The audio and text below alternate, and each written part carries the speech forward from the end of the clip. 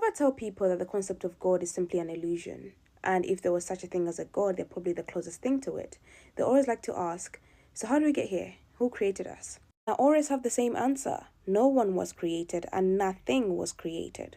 Let me explain. You see, most of us think that time is linear, past, present, and future, but time is really cyclical, like a circle. We see these cycles in nature, so winter, spring, summer, autumn, and then back to winter, and the cycle repeats. We see these cycles within us too, so birth, growth, death, and renewal of some sort, and then the cycle starts again. Water as well has cycles, so evaporation, condensation, precipitation, and then the cycle happens again. The moon as well has cycles.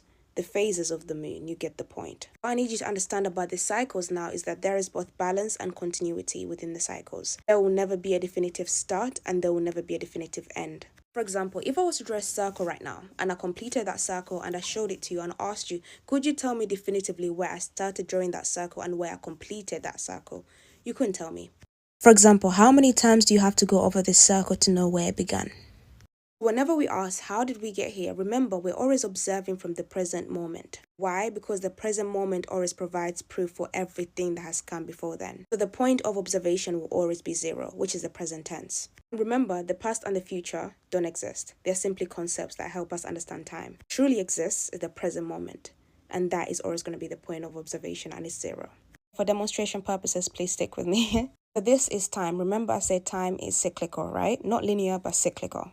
I'm sure you've also noticed that clocks take this cyclical form. So let's begin. I'm sure you're aware of the X and Y axis in maths, okay? This being time, the present tense will always be zero. This is the point of observation. When you ask, how did we get here? You're always going to start from zero because this is where all truths are connected. This is your point of observation. Because there has been an infinite amount of transformations and events that happened before we even got to this current point.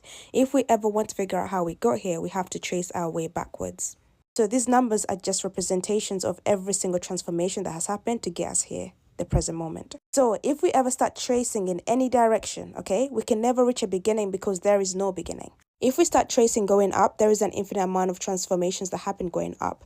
If we ever start tracing going this way, there is an infinite amount of transformations going that way, and so on and so on and so on.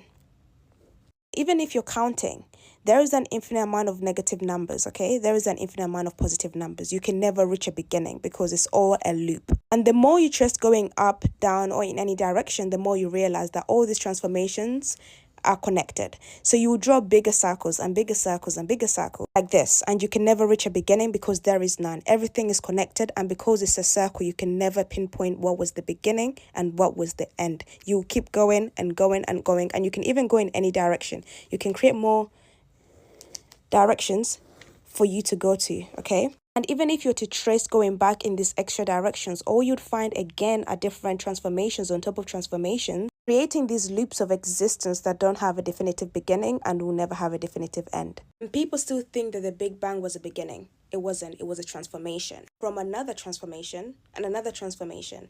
The only thing is we still haven't found out from what transformation caused the Big Bang. But with tracing a beginning, we're going back in a loop and never finding a beginning because there is never one. These cycles are eternal, meaning nothing is ever lost, it simply changes form. I'm sure you've heard energy cannot be created or destroyed, simply transforms. Or existence is an unbroken flow of transformations with no definitive beginning and no definitive end.